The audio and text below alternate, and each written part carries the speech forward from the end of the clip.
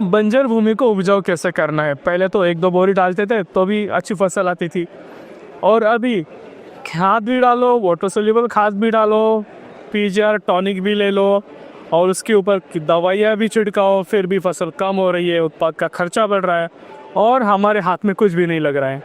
तो ये क्यों हो रहा है और फिर से हम हमारी मिट्टी को जीवित कैसे कर सकते हैं। दोस्तों, ये बात बहुत बढ़िया है और बहुत ज़रूरी भी है कि हम ये जान सकते हैं, हम ये कर सकते हैं कि हमारी मिट्टी को उपजाऊ कैसे करना है, और ये बहुत आसान भी है। तो हमारी मिट्टी की उपजाऊ क्षमता क्या होती है, उसमें उपलब्ध जो सूक्ष्म जीव है वो हमारी मिट्टी की उपजाऊ क्षमता है, जिससे हमारी पौधों को अन्न ग्रहण करने में मदद होती है। खेतों में खाद का सही इस्तेमाल होता है, उत्पादन की क्षमता बढ़ती है और उत्पादन की दर्जा भी अच्छी आती है। तो इसमें सही जगह पर सही सूक्ष्म जीवाणु का इस्तेमाल करके हम मिट्टी फिर से उपजाऊ कर सकते हैं।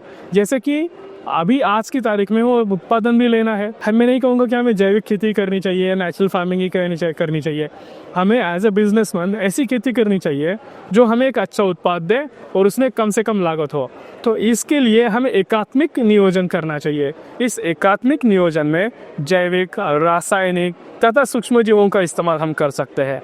जो भी रासायनिक खाद हम डालते हैं उसका माइलेज तो बढ़ना चाहिए, तो भी उसकी लागत कम होगी और उसके ऊपर होने वाला खर्चा भी कम होगा। उसके अलावा उससे जो ज़मीन बंजर होती जा रही है उसको भी ठीक रखना है। तो माइलेज बढ़ाने के लिए उसके साथ में हम जैविक सूक्ष्म जीव खादों का इस्तेमाल कर सकते हैं। एनपीके के जीवाणु है, जो सूक्ष्म अन्न द्रव्य है, सेकेंडरी मेटाबोलाइट्स है, इनको सोल्यूबलाइज करने वाले, उनकी उपलब्धता बढ़ाने वाले जीवाणु है। इसे zinc solubilising bacteria, silicon mobilising bacteria, इनका इस्तेमाल एनपीके के साथ कर सकते हैं। सल्फर सोल्यूबलाइजिंग बैक्टीरिया का हम इस्तेमाल कर सकते हैं। इसके अलावा ट्राइकोडर्मा जैसी फफूंद है जो फफूंद नाशक का भी काम करती है, पेड़ों को अन्न द्रव्य भी उपलब्ध करवाती है और पौधों का जो वातावरणीय बदलाव है उनसे भी संरक्षण कराती है।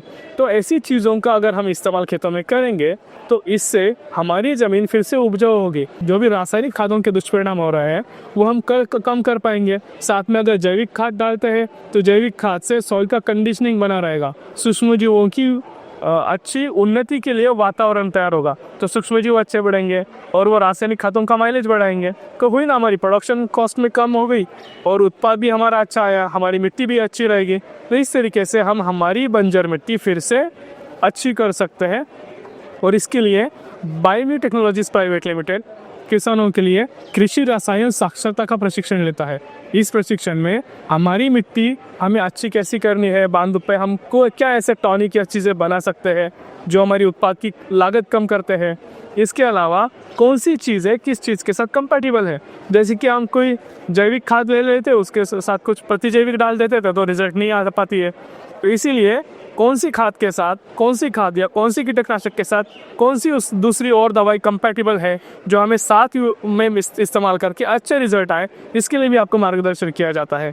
आपकी जो उत्पाद है वो कीटनाशक अवशेष मुक्त हो, रेसिड्यू फ्री हो, या अगर जैविक खेती करना चाहते हो तो प्रमाणीकरण से आगे सारी जानकारी इसमें आपको दी जाती है और हमारी मिट्टी जिंदा रखने में हम आपकी मदद की जाती है। धन्यवाद।